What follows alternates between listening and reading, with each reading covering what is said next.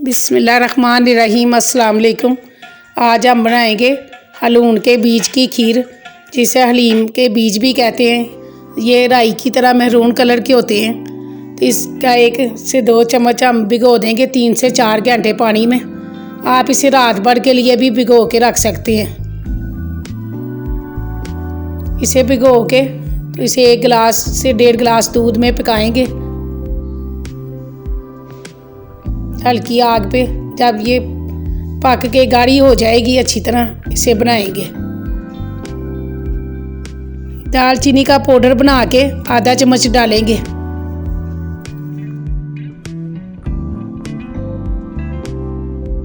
बादाम और काजू कुटा हुआ डालेंगे और इसको भी इसके साथ पकाएंगे।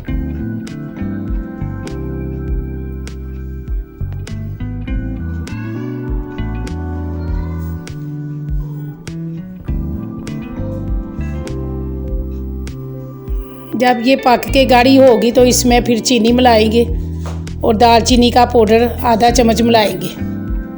चीनी आप अपने जायके के मुताबिक डाल सकते हैं।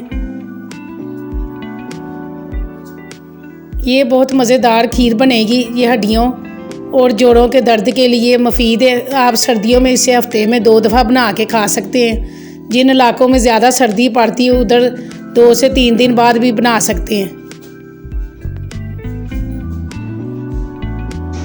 आप ये बना के बच्चों बड़ों सबको दे सकते हैं। ये बहुत मज़ेदार खीर बनेगी।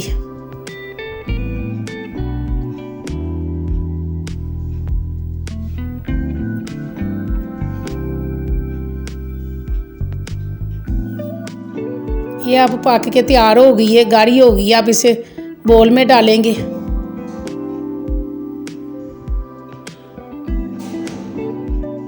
जब ये ठंडी हो जाएगी तो इसे काजू और बादाम से गार्निश करेंगे।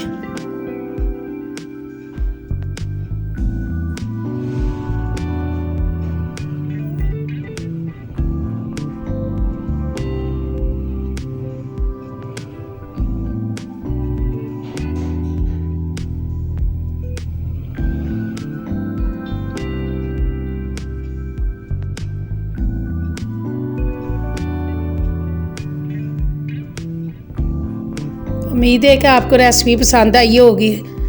फिर मिलेंगे नेक्स्ट वीडियो में। अल्लाह हाफिज़।